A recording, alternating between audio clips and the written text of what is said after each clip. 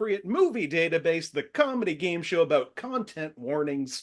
I'm your host, Nick Martucci. It's game 2 of the finale tournament. Last game, Carrie Taylor advanced to the semifinals. Tonight, we'll see if we can get one or more. Well, we're going to get at least one. I'm great at introducing this show. If you're new here, welcome. As you can see, this show is winding down, but there are over 200 episodes of it. So now would be a perfect time to catch up. Start with episode like 51 and keep going. Also, like I said, this is the tournament finale, which means over the next about a month, we're going to be doing a bunch of these tournament styles featuring some of our favorite guests, as well as a couple of newbies coming in. So far, there are 9 games scheduled through the beginning of August before we And move just on. one player everyone hates, but we're not going to say who it is. We're going to move on to a semi-final round where every winner from these games, as well as high scorers, get to move on, compete for the final, where the winner will earn $100. I will send you $100. Wait, it's the one who everybody hates me. Look, we're not If going we to tell say them who now, they everybody won't hates. Oh, damn it. If you are watching this before August and you're like, I haven't been on this show in a while or ever, and you'd like to join the tournament before it ends, I will find a space for you. You can go to the Facebook page if you search Inappropriate Movie Database or click the link in the description of this video, or Instagram at IMDb Game, or go to the website nickmartucci.net/IMDb Game. I'm giving you so many options. Either message me, sign up using the Google form. Like I said, I will fit you in. This is one less victory lap for the show. It's going away, but not yet. Tonight on the show, we have some of my favorite people. Let's bring them in. Starting with somebody who has earned a total of 116 points in this show over 25 games. 3 wins, 22 losses. Jenny Isme's on the show.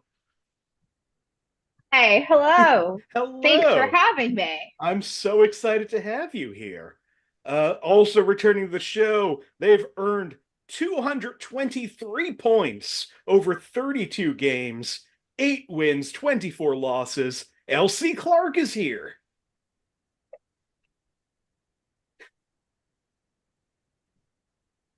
Cool. And Hi. finally, no, just silently. Just got so Just say excited hi. hearing my great stats. And finally, at 790 total points in this show, not counting hosting. Before this game, 84 games he has played. He is our most frequent contestant. At 35 wins, 49 losses, Wow. Josh Poirier back on the show. What's up, Nick? How's it going? Going good. I am Guaranteed my excited loss. to have you all here. That just guaranteed my loss. I mean, I will say right now, as far as high scores go, it's not competitive. Wouldn't it be nice to get like a nice round 50 losses? It would. Yeah, I am so excited to have you all here. You've all played this game a bunch of times, so I don't have to explain this game to you.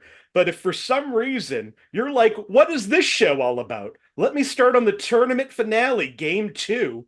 Let me tell you what this show is all about.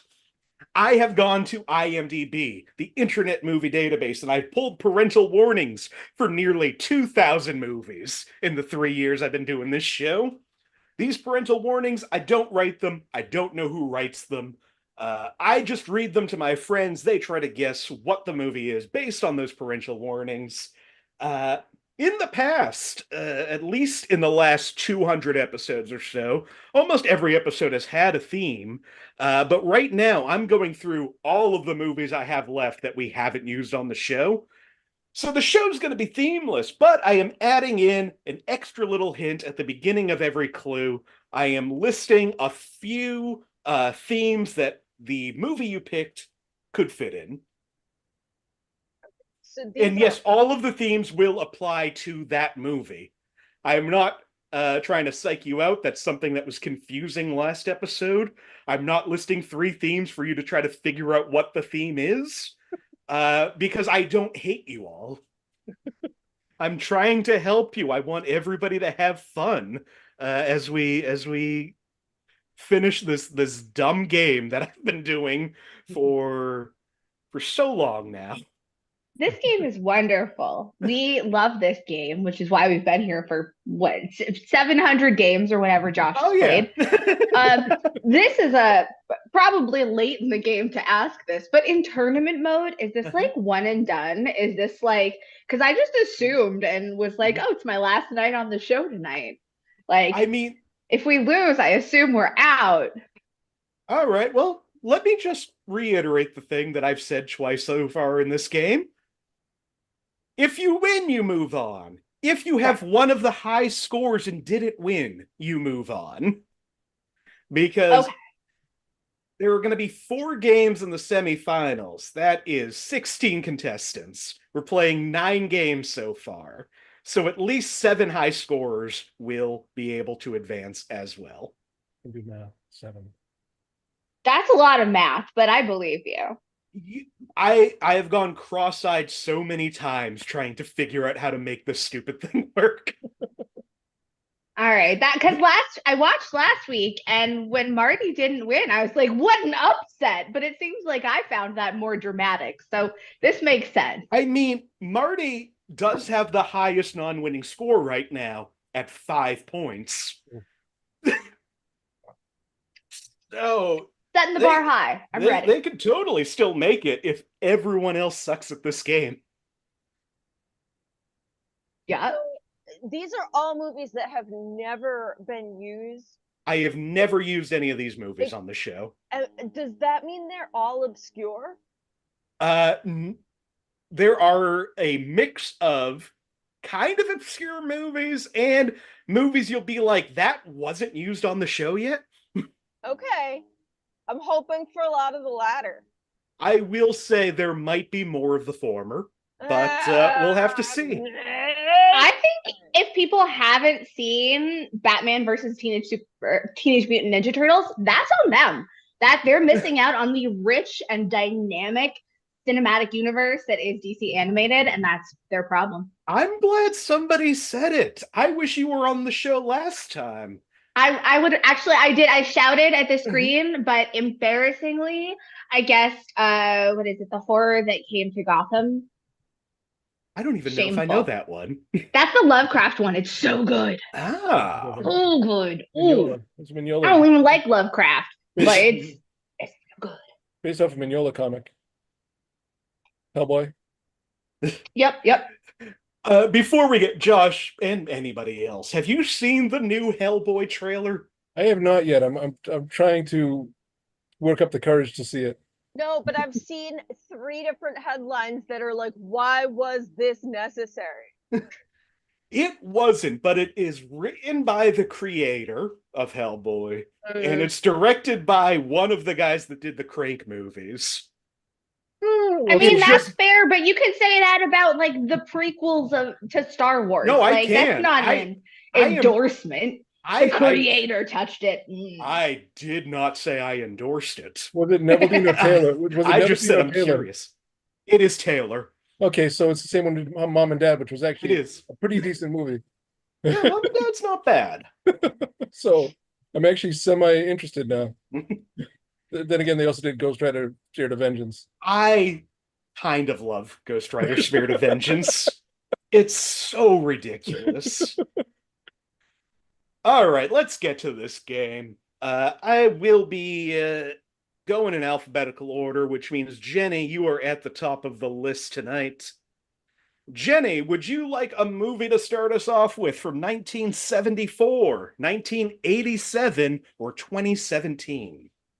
Oh, two of my favorites. Let's go with 1974. 1974. All right, first movie of the night from 1974. For 5 points, I will tell you that this movie has over 90% fresh on Rotten Tomatoes. Its title is longer than 5 words. It's based on a book, and there's at least one number in the title. Would anybody like to guess based on that information? Of course not. That's not information. For 5 points, under the category of frightening and intense scenes, constant theme of threat and menace throughout. Yes, that was the 70s. How many more words in the title did you say? More than There's 5 more than words? 5. And there's a number that's not 5 in the title. I didn't say it wasn't 5. I just said there's at least one number in the title. I'm gonna guess. You're gonna guess? Yep. What do you think, Josh? The Taking of Pelham 1, 2, 3. With 5 points, Josh has taken an early lead tonight. This is The Taking of Pelham 1, 2, 3. I've guessed that movie at least 3 times in this show. Well, just like the title, it's the third one that's the charm. Such a great movie. Have you seen The Taking of Pelham 122 or 121? I haven't, but then again, I've never seen Rambo 2: First Blood Part 3. Yeah, 5 points for The Taking of Pelham 123. Also in that movie, violence and gore, a police car speeds through a crowded street, causing a cyclist and a man on a motorcycle to crash. The car flips over and crashes. Sex and nudity, one of the hijackers says he will shoot off a passenger's, quote, pee-pee if he doesn't sit down. Frightening and intense scenes, the film deals with an intense situation and the way some of the railway staff yells throughout the... I'm trying to see what that... This thing isn't loading correctly. There we go. The film deals with an intense situation and the way some of the railway staff yells throughout typifies the way New York City would have handled it in real life. And violence and gore, a shootout erupts on a subway tunnel between several men and a subway car and several men in the tunnel. One man is in the car is hit, but he survives. One of the movies referenced in a Beastie Boys song. Yeah, that's rare. They don't usually reference movies in their songs. I'm just saying it's one of them. That's all I'm saying. All right, and Josh, you get to pick the next movie. Would you like a movie from 1953, 1979, or 2001? Go with 79. 79.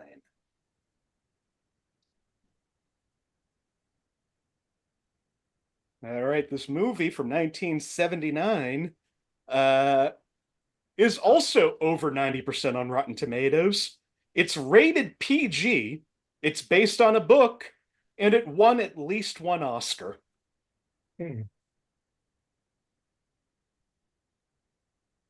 Oh, Oh? okay, wait. LC, what is your pre-guess for this movie based on that? What was the first scene? It's over 90% on Rotten Tomatoes. Okay. It's rated PG. It's based on a book, and it won at least one Oscar. Fuck it. I'm not taking my hand down. I'm keeping my guess. This is the PG rated 1979 One Flew Over the Cuckoo's Nest. It is not One Flew Over the Cuckoo's Nest. Damn it. All right, for 5 points under violence and gore, a man pulls out a knife and points it at the main character in a threatening manner.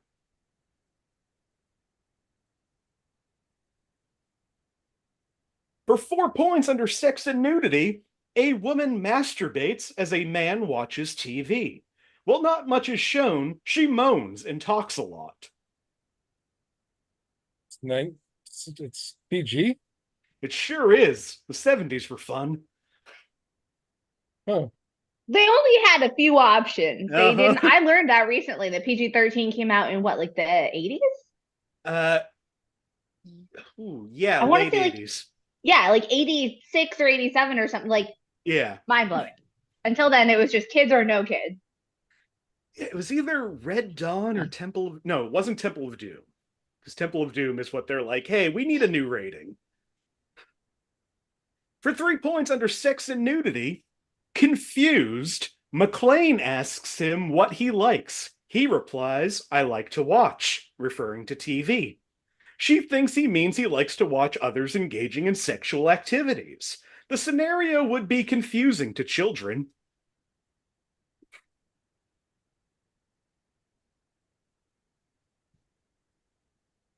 okay. Okay, for 2 points under sex and nudity, Chance kisses Shirley M., which she naturally interprets as him being interested in her sexually. He is really mimicking what actors are doing in a kissing scene as he watches it on TV. He abruptly stops kissing her when the scene ends, which confuses her.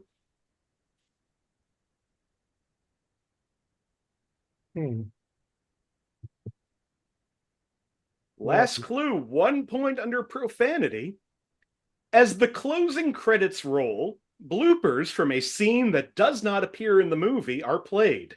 Sellers, while lying on a gurney, tries to recite in vain the message given by the gang leader, which includes quite a bit of swearing. Josh has a guess. Anybody else? Yeah. Josh, do you know what this movie... Oh, hold on. LC, do you know what this movie is? Blurred.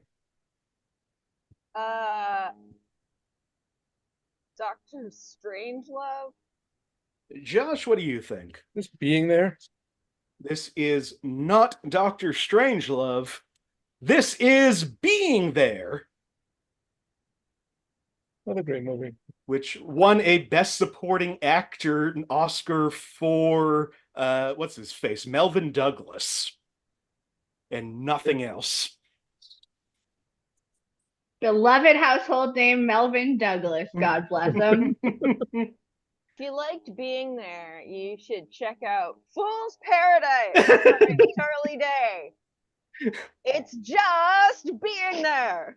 I might like it then, because I kind of like Being There, but I hate Peter Sellers as a person. Oh, really? Yeah. Yeah. Still. No, I don't find him very funny, and I think he's kind of an asshole, and he seems really up his own ass with how funny he thinks he is. Yeah. So far, you're just describing Chris Pratt. What else you got? I mean, I have similar feelings about Chris Pratt, except sometimes Chris Pratt makes me laugh. I think the best thing about Peter Sellers is he inspired a lot of funnier comedians. Yes. I'm sorry. Do you know You can anything be better than about Peter him Sellers. as a real person, or are you basing this on vibes? It's vibes. I know I've heard some shit about him, and I can't keep track of everything I've heard about everybody and the severity of the situations they were involved in. Okay. I'm not grilling you. It feels like I'm on the stand right now. Well, it's just you said you hate him as a person, and I feel like that's a strong statement. Oh, that's not strong for me. I hit a lot of people as people. Oh, Yeah, I can't believe I'm still on the show. That means Josh is at 6, Jenny at 0, LC at -2. LC, you get to pick this year, though.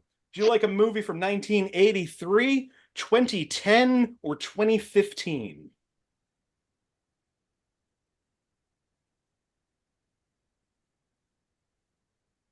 let's go with 2015. 2015. 15. Saw a lot of movies that year. The before time? Old. Oh. All right, 2015. This movie, for 5 points, is under 90 minutes long. It has at least one child protagonist, and it has a 2-word title. LC, what do you think this movie is? Inside Out? Oh, that is a great guess. It is not Inside Out. Dang!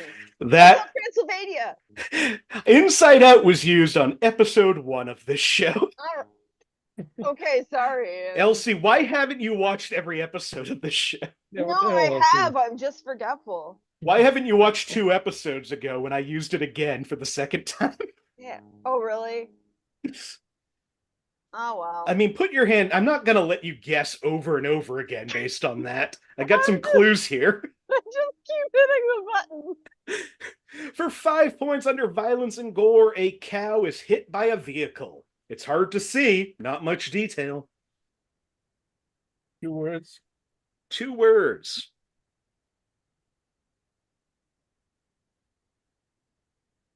For 4 points under violence and gore, a man describes to 2 young boys how he will kill their pets and relatives in a very graphic detail.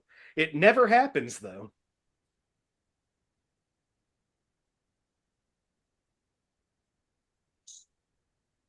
For 3 points under frightening and intense scenes, children mishandle loaded weapons in multiple scenes.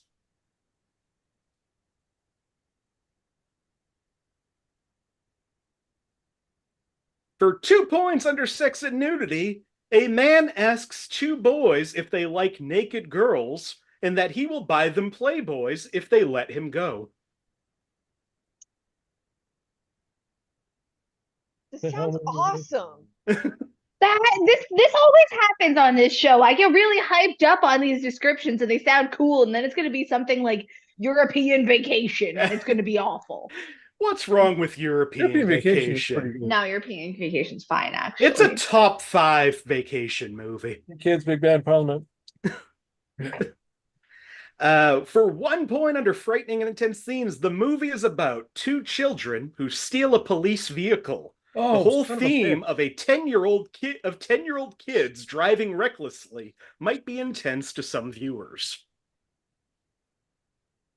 No, but it sounds dope. God damn it. I will say this movie's pretty dope. Yeah, I know, and I can't think of the name of it. All right, LC. This is, of course, Josh and SAM. The classic 2015 movie about 2 kids who steal a car. Josh, I'll let you guess based on the absolute no information delivered. Yeah, I think it's not police, it's a cop car? This is Cop Car. It's a damn good movie. It's Kevin Bacon as a cop. 2 10-year-olds steal his car, and he threatens them to get it back, and they lock him in the trunk or something. Yeah, it's directed by the guy who went on to direct the 3 newest Spider-Man movies. Yeah. It's great. This sounds amazing, and I am looking forward to it. That is a gap in my education. Is it a movie for kids or girls? No, absolutely not. Oh, okay, cool. So it's gritty kids. The kids aren't gritty, but Kevin Bacon is a fucking monster. Oh, cool. Okay. Kevin Bacon is not a good cop. Well, I mean, it's he did threaten to kill their pets and relatives in graphic detail. Right. Yeah, I love this movie. It wasn't clear what the sequence of how the sequence of events plays out. Uh-huh. So I didn't know if they were just a couple of kids who were let's fuck up a cop. No, I think what it is. Yeah, I think what it is. It's been a while since I've seen it, but what it is something like they just see a cop car just sitting on the side of the road, Yep. and they're like, "Hey, you want to get in that cop car? I dare you to get in that cop car." Yeah. And then there's weapons or drugs or some other crime in the trunk of that car. Hell yeah. Okay. I love when Kevin Bacon Nick Cages. You know what I mean? Uh-huh. I cannot wait to see what he does in Maxine. Yeah, neither can I. All right. Well, that means Josh is up to 7 points. Jenny close behind at 0. Elsie at -4. I've really enjoyed my time on the show. This is fun. Jenny, would you like a movie from 2009, 2014, or 2018? Cop car, please.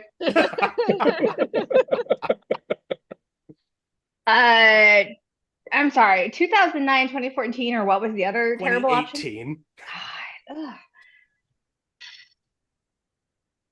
I don't think movies came out any of those years, but I'll go with 2018. Okay.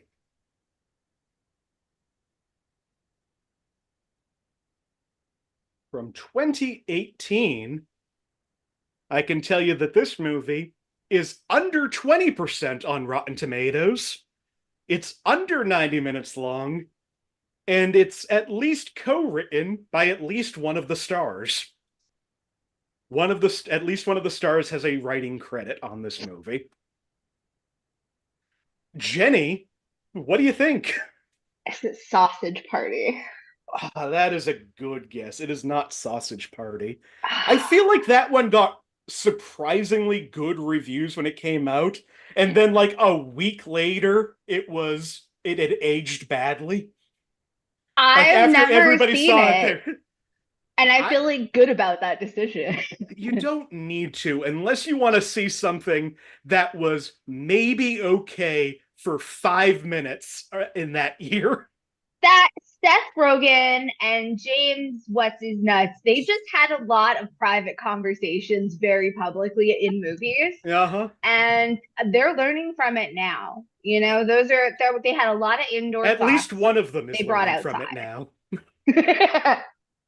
That, you know what? His pottery show is phenomenal, though. I want the best for him. I want him to have a wonderful life after having a douchey best friend. I want him to never do anything awful because it will really be bad for me. Somebody That's going to be who tough, yeah. constantly is said, hey, you know who you look like? Well, I mean, dead ringer, obviously. I know, right? That's when I think of him, I think of like his long beard. I'm the Gentile Seth show. Rogen. I'm putting that on a t-shirt for your birthday. Sausage Party is great if you want to watch Edward Norton play Woody Allen as a bagel. I'm just spinning image of Nick Martucci for the internet. Again, you make bad movies sound so good. Oh, yes, I want to see that, but like, no, I'm not going to watch that movie. I'm just going to go watch Seth Rogen make Ashtray. There's Bill Hader playing alcohol that I think is just called firewater. And imagine what his accent is, and it's a little bit worse than that. This movie came out in the 2010s. The back half. Yeah. The reckoning was in full swing. Why? Oh no. Okay, well now we've dedicated 18 minutes to Sausage Party. Yeah, we are doing a movie that is not Sausage Party. I haven't even read a clue yet. So just to remind you, it's under 20% on Rotten Tomatoes, under 90 minutes long, and at least one of the stars has a writing credit. For 5 points under alcohol, drugs, and smoking, nearly every single character in the film, including extras, drink beer nonstop. Many of the characters shown drinking are teenagers. The alcohol is easily accessible, with one character saying, "Beer is so cheap, they're practically giving it away." In one scene, beer is actually given away for free.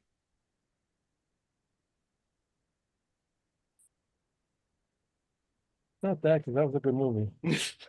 For 4 points under violence and gore, the more shocking stunts in the movie are usually filmed in a single shot, which makes the violence far more hard-hitting.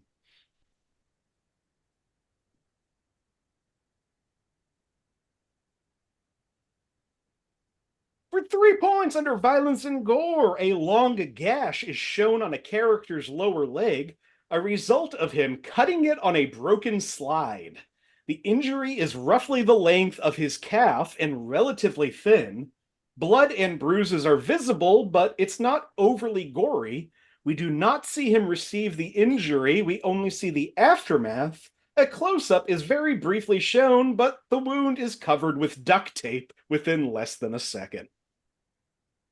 Josh, what do you think this movie is? An action point. Jenny, what do you think this movie is? Well, heck, it's I rescind my guess. I don't. Okay. Probably a good bet because this movie, he even got the title right, is Action Point. Starring and co-written by Johnny Knoxville. Yeah, I had a feeling it was a Jackass related movie with the second. If you want to see Action Point, don't and just watch the documentary Class Action Park. Yes. Oh. Which That's this is I didn't. And the Mr. Show sketch, The Devastator. Yes. He got seriously hurt in making this movie, didn't he? I think so. I think this was one where it's like, oh yeah, I almost died because of a dumb stunt. Yeah, he almost died. I think he actually almost lost an eye. Imagine Johnny Knoxville after all the Jackass movies dying while making Action Point. It's like Dar Robinson dying on a routine drive-by, motorcycle drive-by. Dar Robinson was the famous stuntman who did all sorts of stunts and didn't get injured at all, and then died on a routine motorcycle drive-by. It's like a stingray taking out a crocodile hunter. Yeah, that's true. But the crocodiles paid that stingray. Yeah, that was a hit. That was organized. I've never forgiven stingrays. Yeah, I've never forgiven Sting. He was involved. I mean, ACAB includes Sting. Well, Sting did know the And shape. Kevin Bacon. Sting did know the shape of his heart. Also, an Action Point. Cocaine is accidentally knocked into a cotton candy machine at an amusement park. We then see teenage guests fighting to get to the front of the line, as they're now addicted to cotton candy. Nothing explicit is said about the addiction other than the narrator saying, Slappy added a new ingredient to the cotton candy the day, and the kids loved it. In frightening and intense scenes, the amusement park on which the film is based was extremely dangerous. 5 people died at the park as a result of dangerous rides, and injuries were generally very serious. The film itself takes a far more lighthearted approach to portraying the park, yet the grim nature of its basis may bother some. It has a narrator? Why that's the part that's wouldn't most it? stunning. Of all of this. Like, you felt the need to okay. Make your art, Johnny Knoxville. Make your art. Live your truth. All right, Josh, would you like a movie from 1939, 1958, or 2014? Like 39 and 58 are in Jenny's wheelhouse. Oh, yeah. Well, I'm really threatening your position right now, so look out. I'm going to go with 58. 58. Because 2014, I don't remember 2014.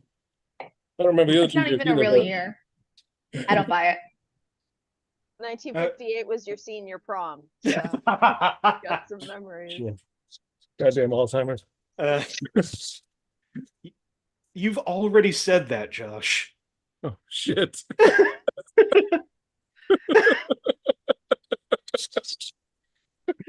Goddamn. This movie from 1958 has a notable movie dad in it, has at least one musician acting in it, and has an animal in its title. I'm gonna throw out a guess. All right, Josh, what do you think? This cat on a hot tin roof? You're going to piss everybody off with this show. This movie is Cat on a Hot Tin Roof. Oh. Dang. Singer Burl Ives plays Big Daddy Pollitt. I hate Tennessee Williams too. That's one of the reasons why I. But I love Burl Ives. And don't anybody say anything that's going to make me change my mind. We're too far past it. The deadline, the statute of limitations on ruining Burl Ives. I'm sure he was a terrible man. Canceled. All right, I will not talk to you about his dog fighting ring then. Michael Vick and Burl Well, that's Ives. why I love him, you know. all that he did for the great sport of dogfighting. Well, just for fun, because I did put all of these in here, here are the All clues right. for Cat on a Hot Thin Roof. All I'm right. getting another drink. This is ridiculous. Frightening and intense scenes, several psychologically intense debates between characters with mature themes. Sex and nudity, a man makes a comment about a couple in a nearby bedroom having noisy sex. Sex and nudity, the plot involves the fact that the household is aware a married couple has likely not recently had sexual relations. Alcohol, drugs, and smoking, Brick has a drinking problem, social drinking, and some tobacco use. And sex and the nudity, much of the plot revolves around Maggie's attempts to get Brick to sleep with her so she can get pregnant. References to homosexuality in the play changed to alleged heterosexual infidelity. Yeah, I hate Tennessee Williams so much. Like Why?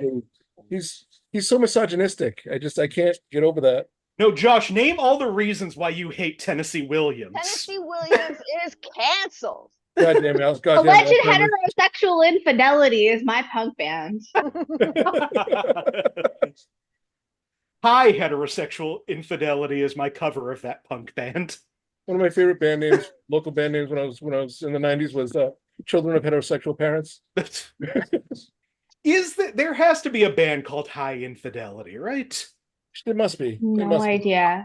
I do know though that one of the actual rules, so at Disney used to have a concert pavilion. They don't anymore. But one of the official rules there was against homosexual fast dancing. And I've never wanted to fast dance more. How can you be against homosexual fast dancing and then have Mickey give a parade? That exactly. They're breaking their own rules from day one. Well, Josh is at 15 points. Right behind him in second at -1 is Jenny, -4 for Elsie. Oh man, I am slowing down. Okay. Marty, if you're watching, you might be able to get into the semifinals. Sorry, so far so good. Is he gay in the play and then they make it heterosexual infidelity in the movie? Yes. Or okay. That sucks. We are at the halfway point. We're on movie number 6 right now. Okay. All right. Also, Elsie, I'm going to counter that with it's about time we start blaming the straights for being garbage. That's fine. That's shifting them to a straight sin. Absolutely. Yes. Everybody always blames the straights. I do would have treated it with great sensitivity, but that's just so boring. Like he wrote a play about something that wasn't getting talked about, and then they made a movie about something that everyone was already talking about. It's not like Gore Vidal, who just kept trying to put gay characters in Bible epics. LC, would you like a movie from 1927, 1999, or 2015? 99. 99. How have you not run through all the 2015s yet?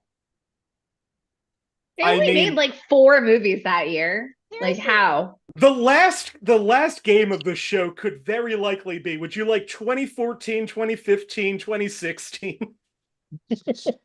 All right. This movie's from 1999. I can tell you it's rated PG. It's based on a book. It's got at least one non-human protagonist, and it was not released theatrically.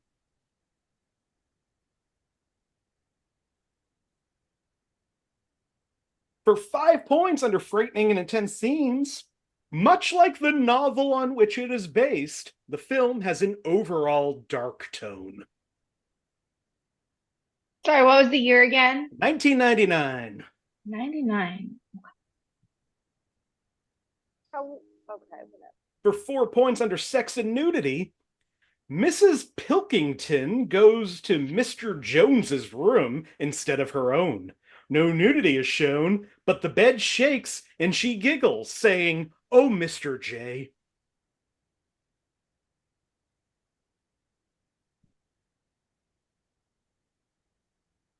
For 3 points under alcohol, drugs, and smoking. When Pilkington comes to talk to Napoleon for the first time, he's smoking a cigar. Pilkington gives Napoleon a bottle of whiskey. Napoleon drinks it from a large bowl throughout the rest of the movie. Elsie has a guess. Anybody else? What do you think, Elsie? Uh, well, although you say this movie is from 1999, Uh-huh. I think it's pretty clear that we're actually talking about 1984. We are Final not answer. we are not talking about the movie 1984 or a movie released in 1984. I'm pretty sure that's what you said, though. For 2 points under frightening and intense scenes, Old Major's skull is put on display for the entire farm. Flies circulate around it. Yeah. Jenny has a guess. Anybody else? Yes. What do you think, Jenny? I think it's Animal Farm. LC is going to kick themselves for picking the other George Orwell book. This is Animal Farm. Oh. Wait, so 1984 isn't the one with Napoleon and Old Major? Nope, that's called Animal Farm. No, that's the one where they You light can all tell the because books it's a on bunch of animals fire. on a farm. I don't know. I'm pretty sure you were describing 1984. Specifically, this is the live-action made-for-TV one that Kelsey Grammer does a voice in. I mean, that's so insane that Elsie happened in 1984. She deserves half a point. You guys, never mind. I'm Look, pretty sure you knew what it was. I'm on a mission tonight. You do not guess 1984 if you don't kind of know what this movie is. I'm torn between racing you to the bottom or just trying to harry Josh a little, but I'm gonna stay mid for now. Just ineffectively drift in the middle somewhere. Last clue in this frightening and intense scenes: animals stampede Jones and his men after breaking into the feed storage, chase them into a car and off the farm. Animals chant around a fire after successfully running the farmer off. Oh, it's Animal Farm. Goddamn Alzheimer's. Well, in the first half of the game, Josh has picked up 15 points, which means it's still anybody's game. Jenny, you just need 14 points to catch him. And I'm so close. LC, you just need 20 points to catch him. 14 more movies. Let's go. I believe, Jenny, we're back to you. Would you like a movie from 1976, 2013, or 2017? Sometimes this is a stupid question. You know Yes, that, right? There I are do. stupid questions, and this is a stupid question. I mean, there's also a lot of stupid answers in this show, so. And we got a matching set there. Okay, yeah. 70, did you say it was 6 or 9? 6. 76. I'll take it. All right. 1976, this movie is a thriller. It's based on a book, and there's a gendered word in the title.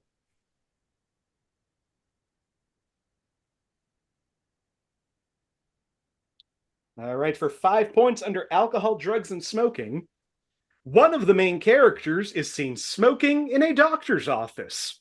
1976, of course, was another time. So it's a gendered word in the title? There's a gendered word in the title.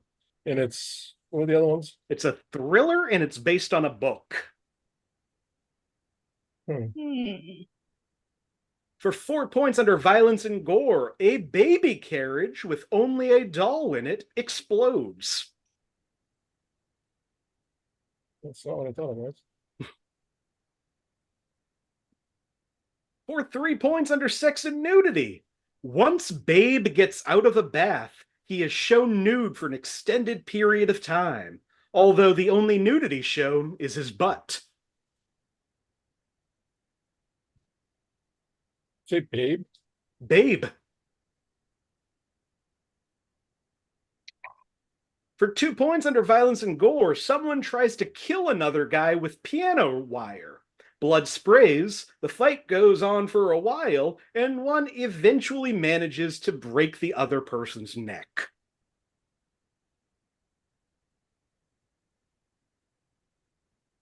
For 1 point under frightening and intense scenes, the dental torture scene will disturb some viewers. Oh. I'm sorry, could we have a recap from the top?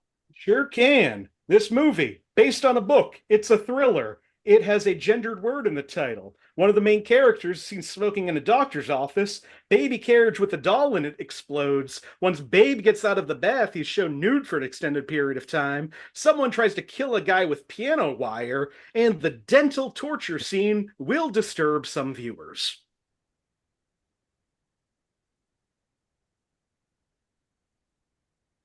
All right. I've had such a good time being on this show. I've had such a good time having you on this show. It's so sad it's gonna end. Nick, is it safe? Is it safe?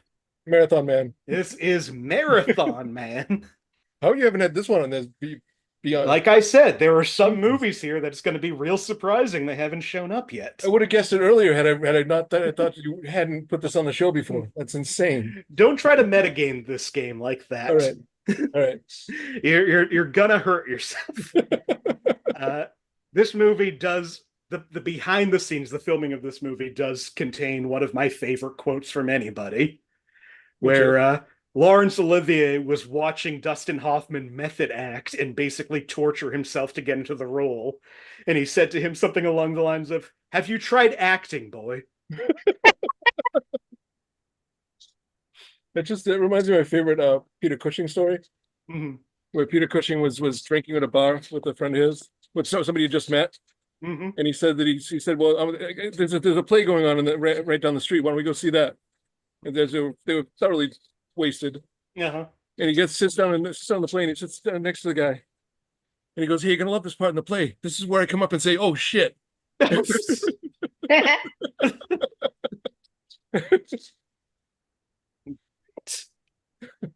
That puts Josh up to 16. And Josh, you get to pick this next movie. All right.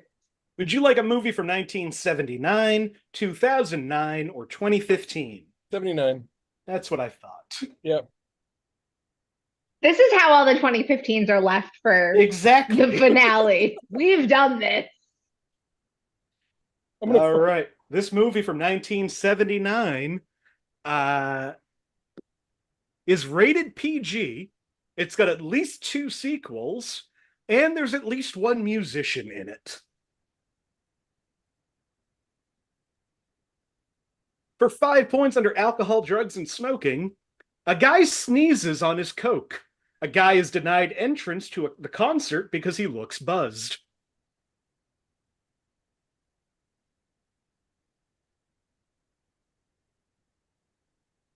For 4 points under sex and nudity, in one scene, semi-transparent girls' gym tops where nipples can be visible through the fabric. In another scene, a couple are learning how to make out with a blow-up doll.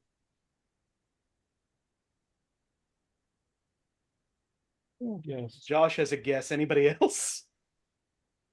What do you think, Josh? Meatballs. This is not Meatballs. Yeah, all right. Josh's first incorrect guess of the game. Yeah. Said meatballs. For 3 points under sex and nudity, in one scene, Miss Togar states that 2 mice have been sharing a cage out of wedlock. For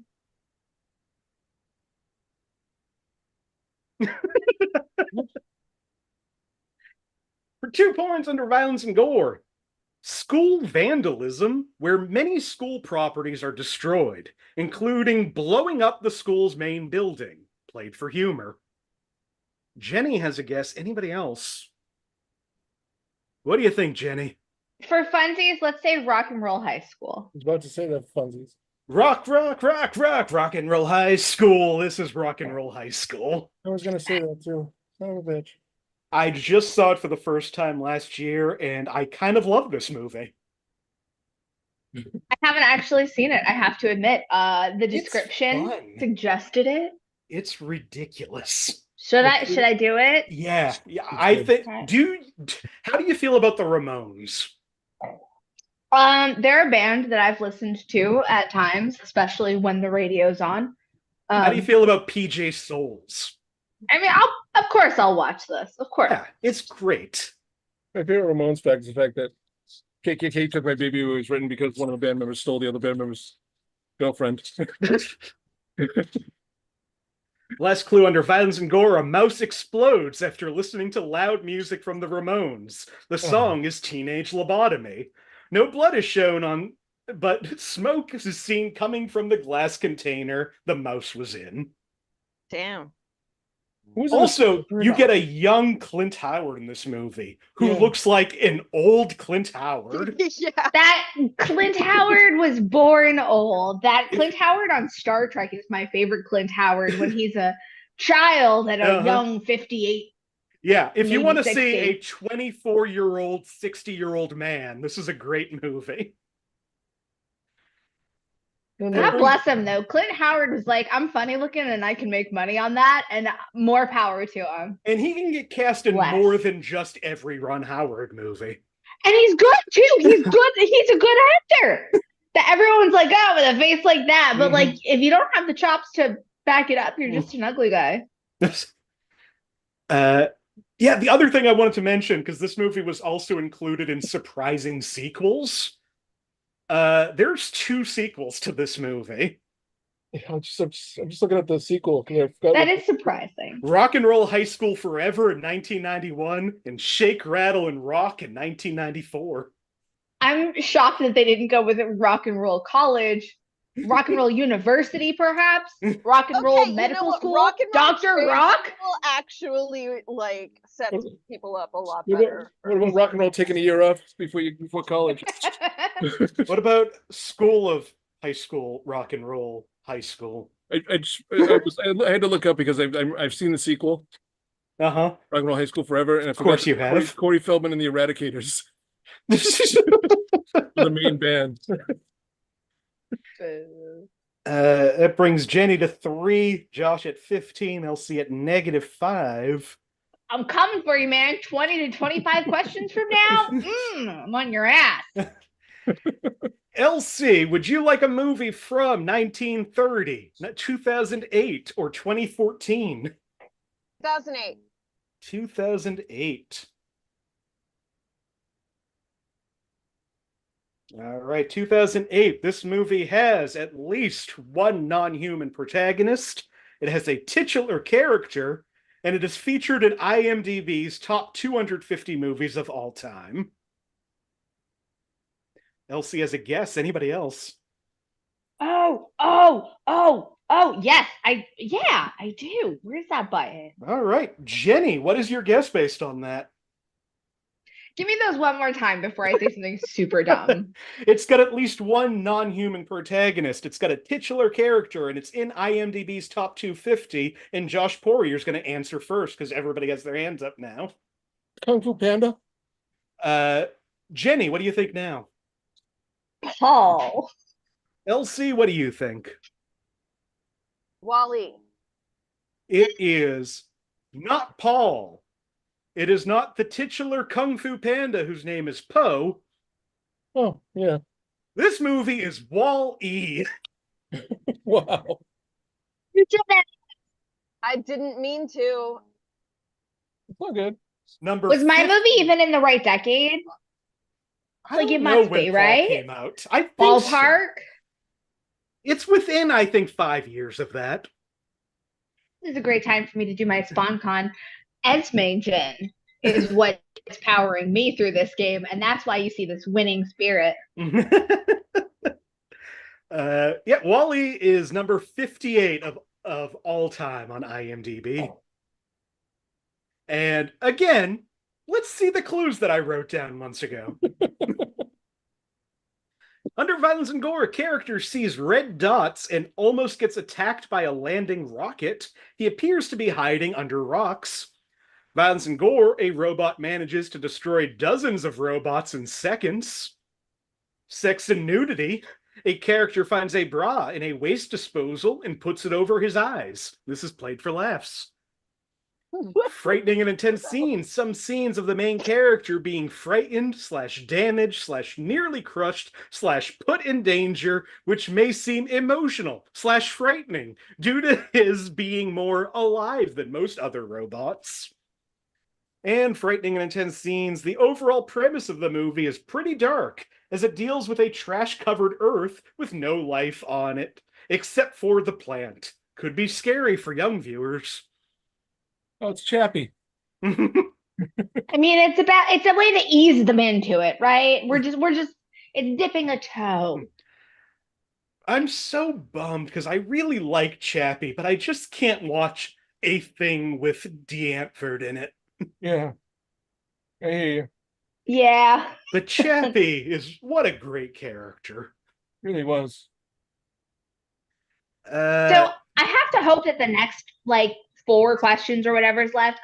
The only movies I watched in the past 7 days are all the Matrix or Matrix sequels. But if they're all the Matrix and Matrix sequels, I will say there are 3 movies left. That means 1 more for each of you to pick.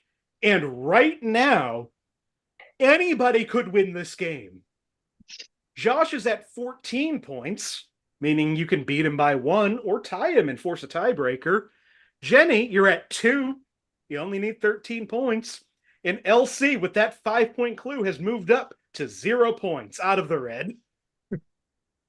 So just get 3 5-point questions in a row and you've got this.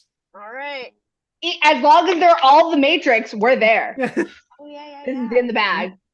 They better all be the Matrix. Jenny, you get to pick the third to last. Do you like a movie? I will take the Matrix, please. Do you like the movie from 1986, 2009, or 2016? Which of those is the Matrix Reloaded? 1986. Yeah, I'll take 86. All right. So instead, we'll play for high score.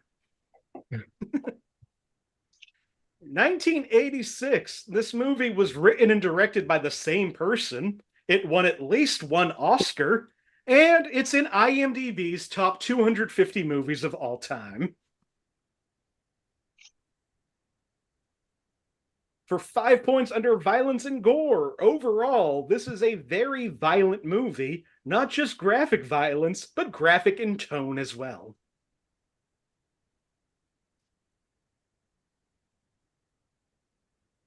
For 4 points under violence and gore, a man is shot a couple of times, and he's seen attempting to stuff what looks like his intestines back into his body.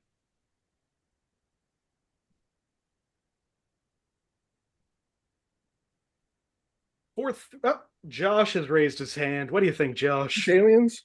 This is not Aliens. Okay. Meaning Josh is closing that gap a little bit more. Yep. Keep guessing. For 3 points under alcohol, drugs, and smoking, a group of soldiers smoke marijuana at their base camp. The methods of smoking are a pipe, a gas mask, a joint, and a Remington rifle, which a man blows smoke through the chamber into another man's mouth. Stylish.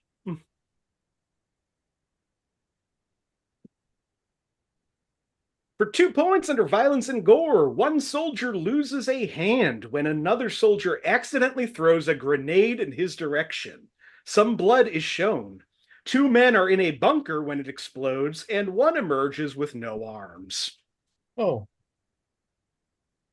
Got my hands up. Josh's hand is up. Anybody else want to put their hand up? Josh, what do you think this movie is? Just Platoon? I was shocked that you were not guessing this earlier. I really thought this would be a 5-pointer for you. This is Platoon. I got on because James Cameron wrote Aliens and directed Aliens, and that's what threw me a little bit. It won Oscars for editing, sound, best director for Oliver Stone, and best picture that year.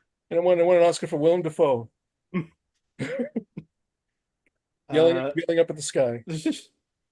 Last clue in that, under frightening and intense scenes, one theme of the film is that some of the soldiers who have been there for as short as 2 weeks going insane with bloodlust and mental visions. The film has a dark and graphic undertone, and most of the violence is realistic to things that have happened in Vietnam. I'm a Full Metal Jacket guy with Platoon. Honestly. I haven't seen either. Really?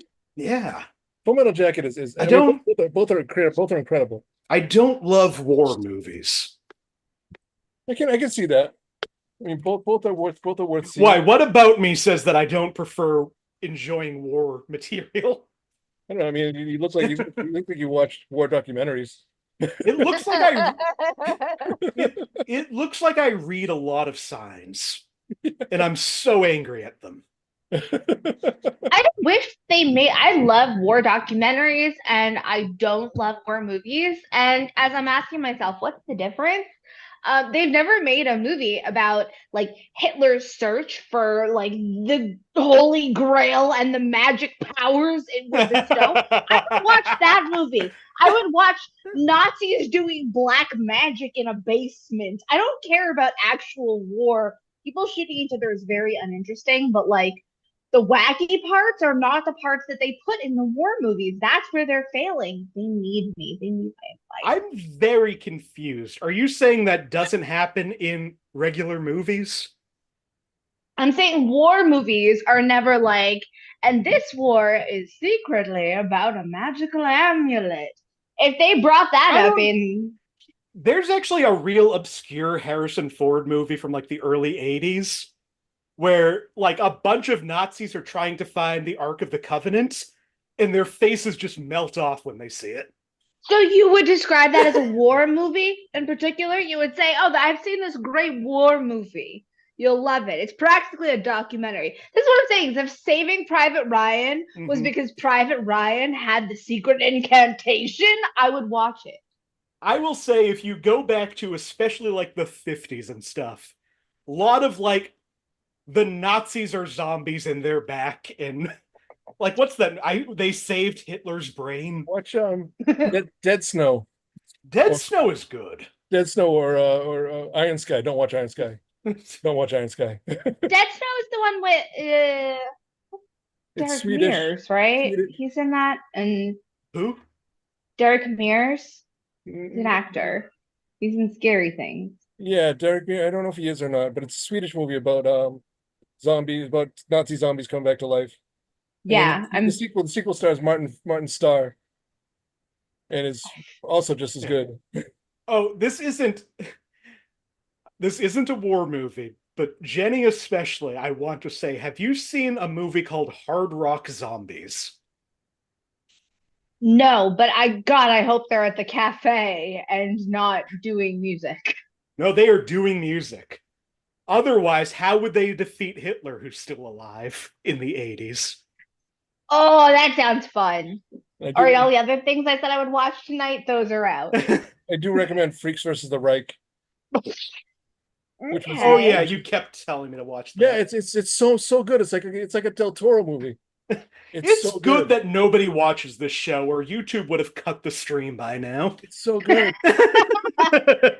Okay, but again, proving my point perhaps even more succinctly, none of these films we just discussed are things that you would primarily describe as war movies. I would. I think war movies need to dabble in the weird shit more to get my attention. Otherwise, they're just like dirty men with guns trying to get across a field. I don't.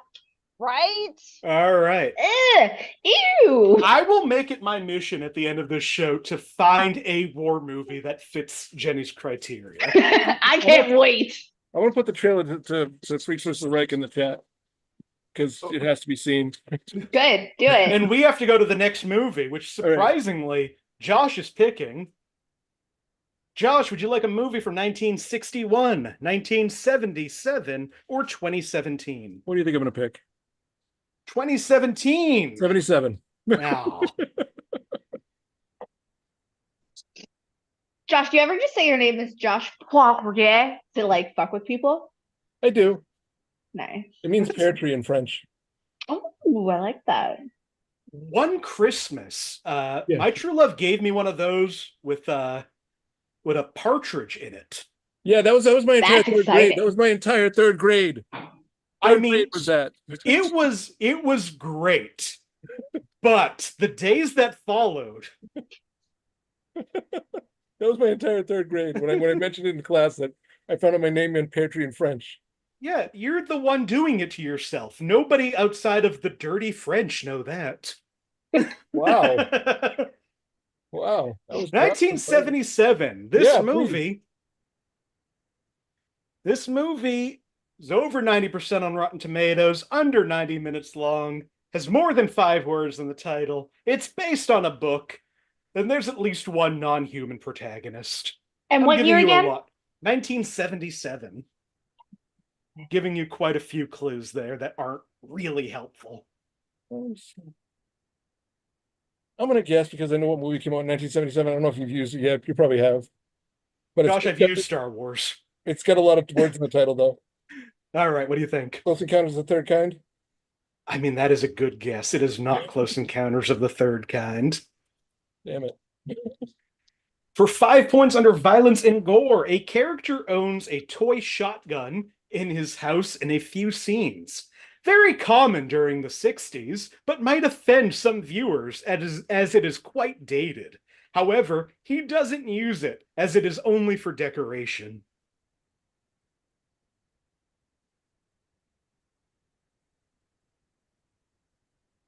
For 4 points under frightening and intense scenes, two characters are chased by angry bees. One character ends up lost in the woods in a scene of a bunch of frogs scaring him. Angry Bees. LC is nodding their head like they absolutely know what this movie is. LC, what is this movie? Well, I knew as soon as you said running from bees in the woods that this was my girl. He didn't outrun the bees. You didn't say anything about outrunning them. This is not my girl. You say so. For 3 points under frightening and intense scenes in the blustery day segments, the wind blows a character far into the sky as another character tries to save him. Oh, I'm not gonna know the title. I'm not gonna know. Wait, is it? I'm gonna guess it. Well, we got 3 hands up right now, or we don't have 3 hands right up. So what I'm going to do, because I worry about the way that people buzzing in happened, Elsie, I'm going to ask you first. What was the clue you just said? In the blustery day segments, the wind blows a character far into the sky as another character tries to save him. Wizard of Oz. Josh, what is your attempt? I'm gonna give it away if I get it wrong. Is it I might ask people if they know the exact title. Is it The Adventures of Winnie the Pooh? Jenny, you did get your hand in real quick. I did. So I thought in my heart that it's either Winnie the Pooh or Christopher Robin and the 100-Acre Wood, but I don't feel super great about that. Winnie the Pooh and the 100-Acre Wood? I feel really good about in the 100-Acre Wood. You should not. That is Really? not in the title. Josh, you got close enough, and the title you gave me still has over 5 words in it, so I'm gonna give it to you. It's The Many Adventures of Winnie the Pooh. Okay. I knew from Blustery Day it was Winnie the fucking Pooh. And then the bees. Well, yeah, we all knew that. Don't give yourself a medal just yet. I mean, but the rest of it.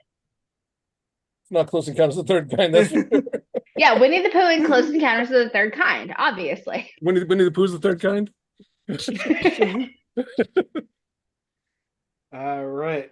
The other clues in that, sex and nudity, none. This is a very young children's film.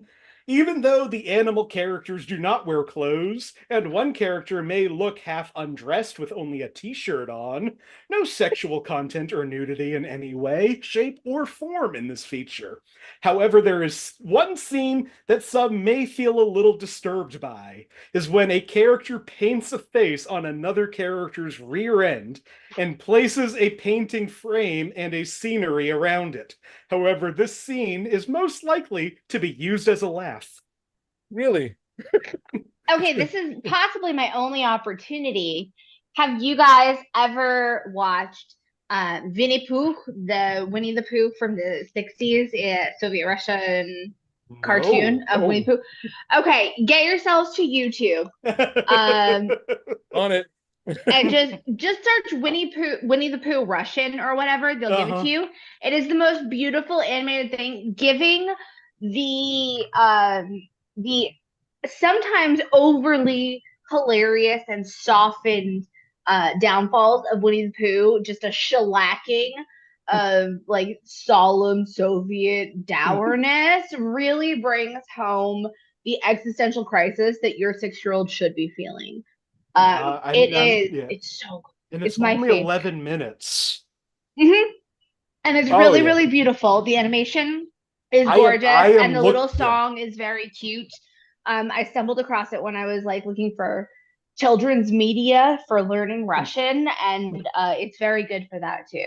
So I am absolutely going to watch that when this is over. Text me about it. It's so good. It's my favorite. The other clue in here, frightening and intense scenes. Eeyore is depressed most of the way through the movie, and Gopher falls down holes all of the time and is an outcast. The Heffalumps and Woozle's dream segment is very strange, and yet an entertaining segment. Very scary if you're a child. Very scary. The Gopher falling down holes isn't sexual, but someone painting a face on a butt is. The Heffalumps and Woozles are up there with like the Wheelers from Return to Oz as far as things that were far too scary for me to see at that age. or the people in the parking garage and the Whiz. Yeah. Oh. All right, we've got one movie remaining, and we're playing for a runner-up position. Jenny, you're Josh at 1 could still point. guess wrong 10 times. Give He him room. could guess wrong 16 times, and we'd force a tie. Here we go. Josh is at 17. Jenny is at 1. LC is at -2. Don't challenge me with a good time. LC, you get to end this episode. Do you want a movie from 1975, 2003, or 2016? You do have to tell me a year before that hand shoots up. Okay, I can go. 2003. 2003. Wrong. Terribly wrong. The wrongest. Ooh. All right, last movie. This movie has a female director, features a former cast member of Saturday Night Live, and won at least one Oscar. I do a quick callback to episode 5. All right, Josh wants to play around with his points. What do you think? Man Thing. LC, what do you think? Lost in Translation. Despite getting 2 5-point clues in this dumb game, this is Lost in Translation. I thought you were going to say this is Man Thing. I was gonna flip out. Won the Oscar for Best Original Screenplay. Well, let's read these clues. Profanity contains only infrequent use of mild, coarse language like shit. A scene in a strip club which depicts a topless female dancer features the lyric "sucking on my titties," sung on 3 occasions. The title of the song "Fuck the Pain Away" is listed in the credits, but the expletive is not uttered in the film, making this parental section worse than the movie. Here's a fun and important fact about Fuck the Pain Away. Are you guys ready for this? You're not ready. Once you hear this, I promise you, you are not ready. The recording that you have heard of Fuck the Pain Away was Peach's first time performing the song. She had a vague idea of what that song was supposed to sound like. She played it in a club performance, and afterwards, the sound guy came to her and was like, "Yeah, you were really on point. Here's a cassette of like you playing."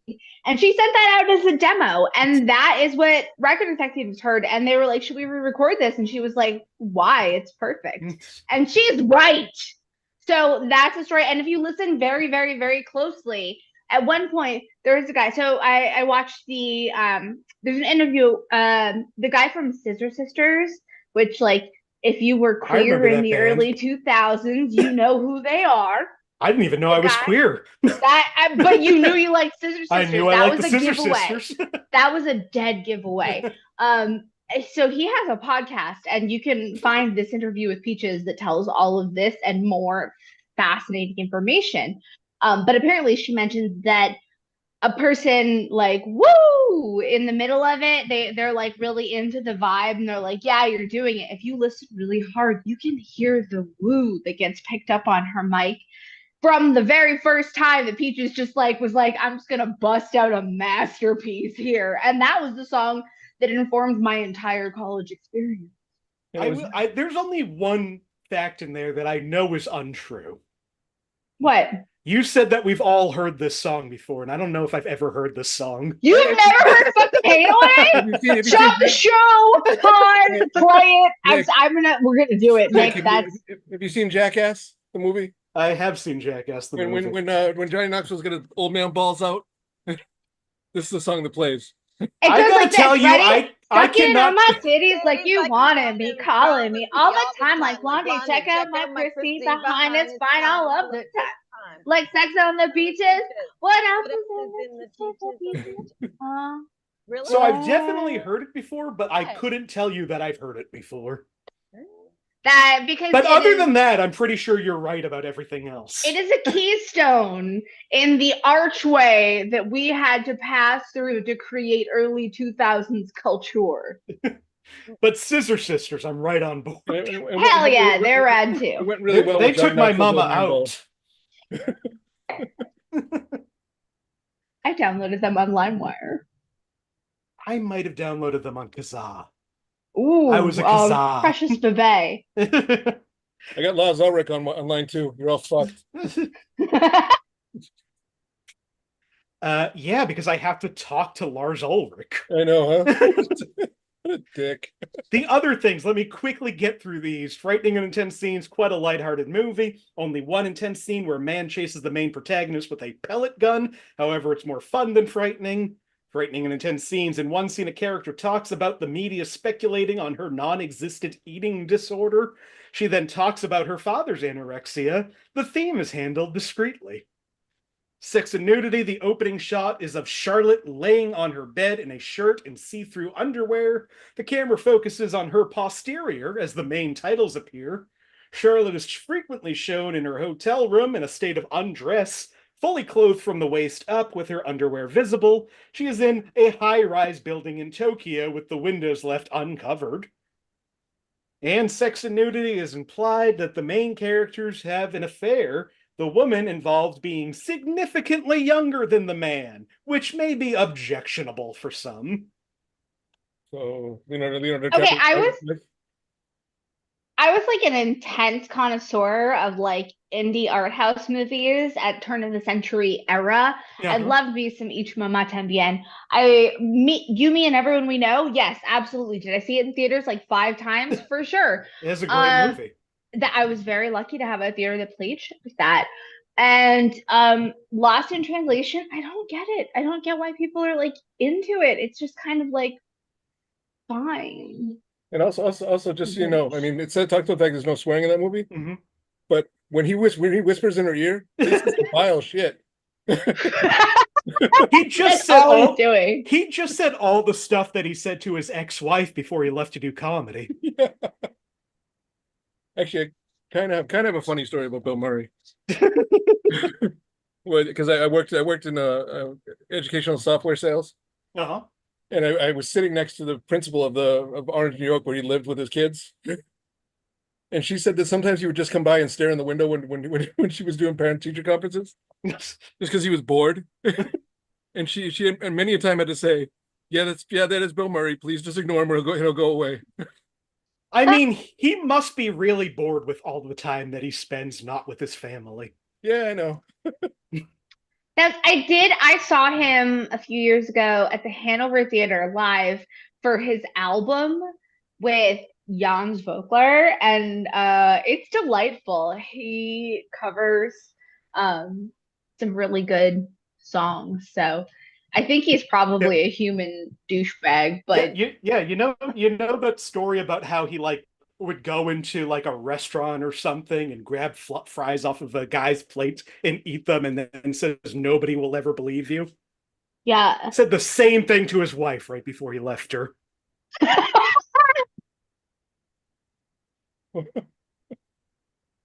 I haven't seen Lost in Translation. I have some problems with Bill Murray now. I haven't seen it either. Okay, on his album, he covers, I think it's called "When Will I Ever Learn." It's He won't. He huh? won't. He won't. But he didn't answer that question. He's unrepentant, but it's still a good song.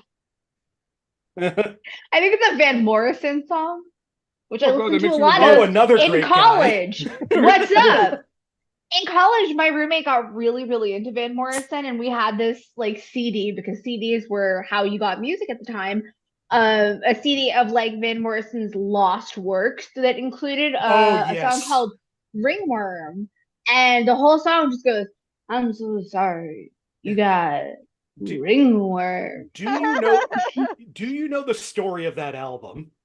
I mean, I could probably guess it from having heard it several times. The story of that album is at our school. He was contractually obligated to record another album for this publisher. He did not want to do it, so he went to the recording studio saying whatever was in his head as shittily as possible, and that was the end of his recording contract. All right, listen, and I wish I could respect him for that. Yeah, I know. 2003, 2004, in art school, we were like, this is genius.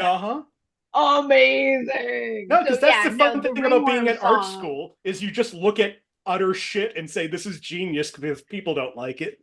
Yeah, you know what we were looking Nobody's doing this because nobody wants it. And, he got paid to do that, and we were like, goals, what's up? I want to do some utter bullshit and get paid. Let's do it. It is so hard for me to wrap up this episode, A, because y'all won't stop talking, but B, because I don't want to go away. I love hanging out with the three of you.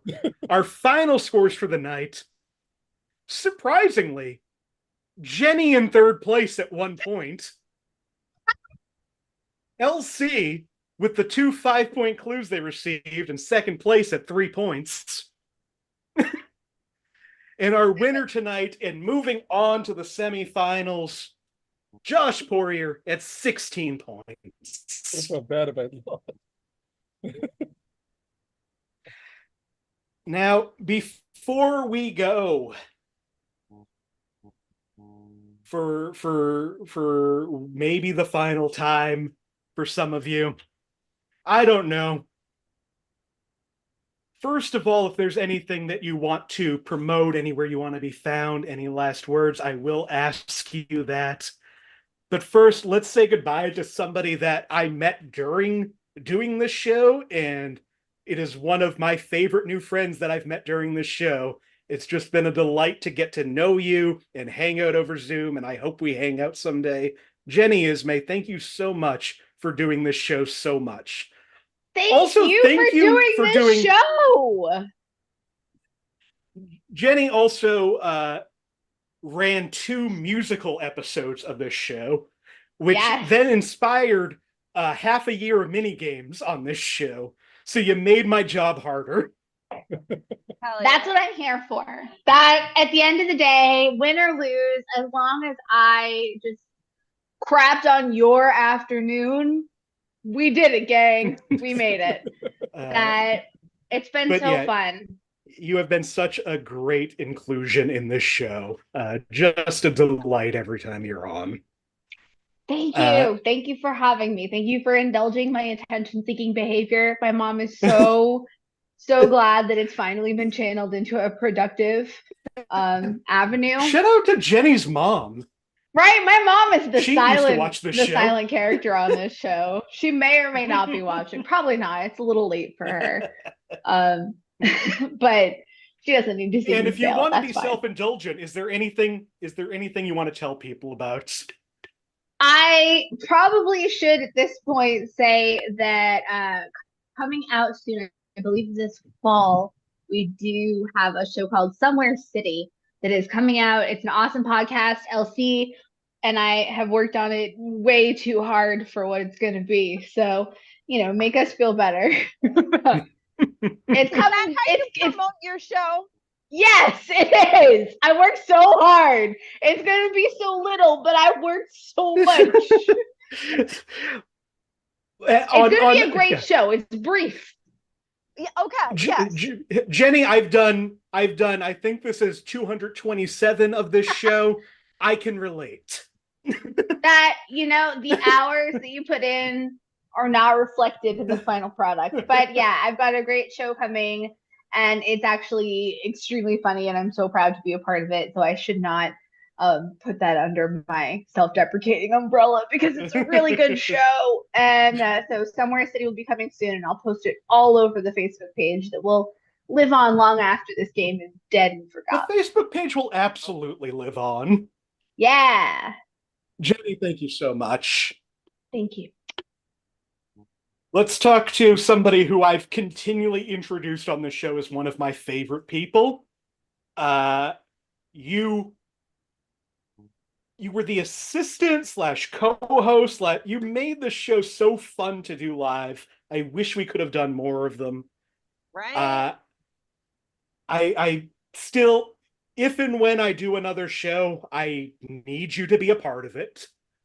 At this point, any sort of thing that I do creatively or in comedy, one of the first people I call is LC. Shut up. Thank you. And I don't pick up the phone. Half the time. We have that in common. I'll tell everybody, look, Elsie is the best person to go to when you need to make something funny and fun. Can I admit something, Elsie, real quick? Sure. Elsie, you had the best roast joke I've ever heard in my life, and I tell people about it all the time. About Harry Gordon. The Paul Giamatti joke. Oh. Okay. Well, good. I'm glad. That was like a really fun time for me as someone in my mid-20s. Yeah. And as someone who's almost 40, I'm like, why did I ever do a roast? It was one of the better, it was one of the more intelligent roast jokes I've heard. Yeah. In all honesty. Well, I'm very intelligent. And I fucking hate Harry Gordon. It's great that this joke will not be repeated on this show. Yeah, so I know, nobody knows what you're talking about. Wasn't trying to get it repeated. I just wanted to admit that to LC that for a long time. I think I said he looked like Paul Giamatti drowned. No, I said if Paul Giamatti drowned and then his bloated corpse came back to life, Harry would still be the poor man's Paul Giamatti. Yeah. Yeah, great. Yeah, Good shit. it was, yeah. That is a great show. Yeah, it was really good. Just a couple of one. Yes, LC.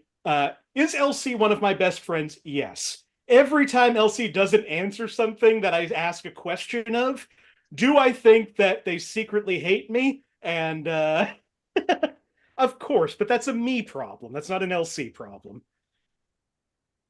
Yeah. Also, because Lloyd isn't here right now in the comments or on the show, somebody has to say that the best episode ever of this show is the 2.5-hour epic that LC hosted on their birthday. Yes. Aww. So go and watch that. It is a journey. And one of the only episodes of this show I've seen. Oh, goodness. So now that I'm done doing all that, Elsie, is there anything that you would like to leave people with? Well, Nicholas, thank you for giving us a common meeting place twice a week throughout like the beginning of COVID and into the continuation of COVID and now also leaving us still with COVID. But what a treat to have a place to go and see people and be fucking goofy. And what a great idea for a game, man. Damn. What a fun idea. Every time I tell people the premise of the game, they laugh just at the premise of the game. Great thing. Let's definitely do it live again. And I too have a podcast apparently coming out in the fall. It's great. It's called Somewhere City. It is really fun, and a lot of talented people worked on it. I think we've started to like finish up a couple of episodes, and they just sound great. It's so funny. We worked really, really hard on it, and it shows. Yeah, go follow Jenny and Elsie, and follow the Facebook page for this show, because I'll be posting about it when that finally comes out. Yep. Finally, our winner tonight, like I said, the guy who's been on this show more than anybody, I think, just through sheer force and support, is one of the reasons this show went on for so long. And as much as he thinks I hate him, it's only a fraction of that. But I love seriously, you. Josh Poirier, this has been such a fun friendship to have with you. I'm really glad that I've gotten to know you mostly through doing this show. Yeah. I miss interesting points. If that ever comes back, or if anything else comes in its place, you know I'm there. It's slowly coming back. And also, I don't think anybody ever guest hosted this show more than you. So if you want to see some Josh, you can see a lot of Josh hosting this show. You hosted the only video game episode of this show. Yep. Josh, you are a fantastic person. I'm so happy that you have been such a pillar of this show. And I will have nothing to say to you when you lose in the semifinals. Josh, is there anything you would like to say before we end this episode? I want to say, I met Jenny through the show too, and Jenny, you've become one of my favorite people to be performing on the show. You always bring you always bring a light and an attitude to the show that I love. Oh, thank you. Now I wish I said something about you that was nice. It's all good. Won't. It's all good. I don't deserve it. I'm realizing this show is going to be real awkward on the first episode that I have somebody who's never done the show before. Yeah, then there's this rando. What's up, Jeff? It's your deal. And Jeff, what the fuck? And Elsie, Jeff, you're not my new dad. Elsie, you're always amazing, and I've known you for a while, for a long while too. Yeah, I think it's over a decade now. over a decade. So it's always fun. I mean, our first show the first show we did together when we the first show episode of this we did together when we were basically competing to see who get the lowest score.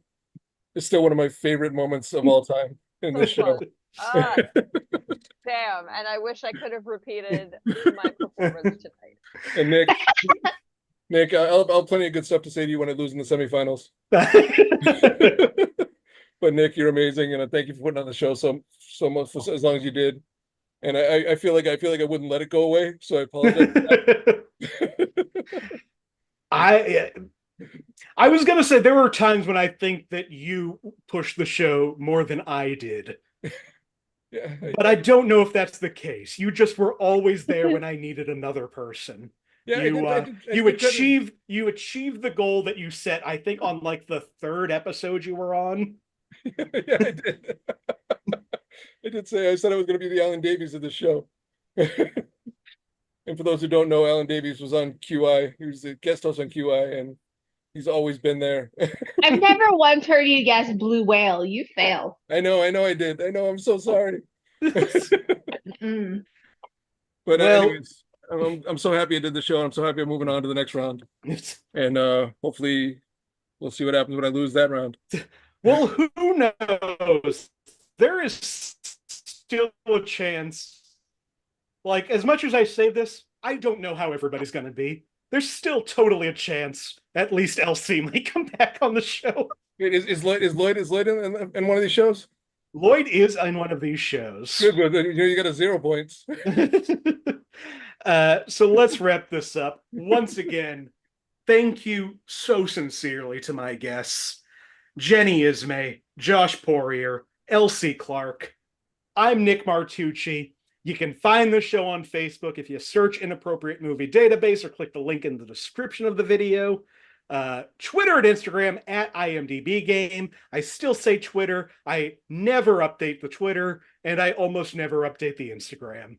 But you can find me on all of those places at Blundering Idiom, especially TikTok, which I'm now on mostly, which is so bad. I should not be doing that, but I wanted to jump on another attempt at success before the government bans it. So follow me there.